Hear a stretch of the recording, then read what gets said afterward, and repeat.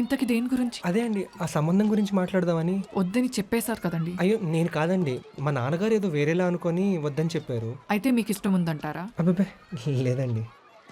మరి అంటే నాకు ఇష్టం ఉందండి, మీకు ఇష్టం ఉందో లేదో అని చిన్న డౌట్ అండి. నేను ముందే చెప్పాను కదండి, నాకు కొంచెం టైం అది కావాలని. కాదండి, ముందు నేను చెప్పాలనుకునేది మీకు చెప్పేస్తానండి. ఫస్ట్ పాయింట్ అండి, మీరు నాకు చూడగానే నచ్చేశారండి. అది కూడా ఎంతలా అంటే మిమ్మల్ని చూశాక ఇంకెవరిని చూడకూడదని ఫిక్స్ అయిపోయి ఎంతలా.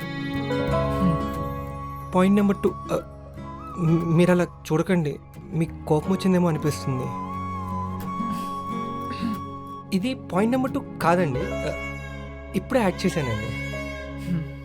పాయింట్ నెంబర్ 3 అండి, మీరు మీకు ఇష్టం వచ్చినంత టైం తీసుకోండి, ఏ ప్రాబ్లం లేదు. దిగండ్రా, దిగండి. కావాలంటే ఎంతకాలమైనా నేను వెయిట్ చేస్తాను, మా ఇంట్లో వాళ్ళతో కూడా నేను మాట్లాడి ఒప్పిస్తాను. పాయింట్ నెంబర్ 4 అండి, మీకు ఒకవేళ జాబ్ మానేయాలి పెళ్ళైన తర్వాత అని ఏమైనా టెన్షన్స్ ఉంటే మాత్రం అస్సలు అవసరం లేదండి.